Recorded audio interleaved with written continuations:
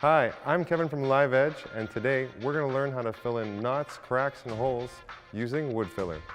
The tools you'll need for this project are some wood filler and sandpaper with a random orbit sander. So this is the easiest part of the project. You already have the hard sanding done. This beautiful table that I'm making right now, unfortunately, only has one tiny little hole that I want to fill in. And it's already pretty black in nature, so I'm going to use the black timber fill. So I'll show you how I put it on. You can put it on with a trowel. I prefer to use my finger.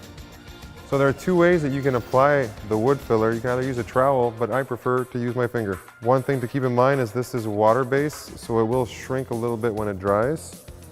So you want to kind of overstuff your hole and really try to push it in there. So now we're going to wait about 15 minutes, and then we're going to come back, look at it, and then sand it off. So now our wood filler is dry, so I'm going to go over it with my random orbit sander, and we're going to take off the excess. Check it out.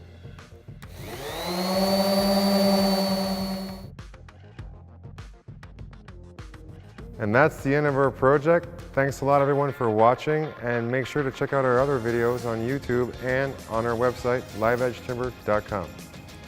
See you guys next time.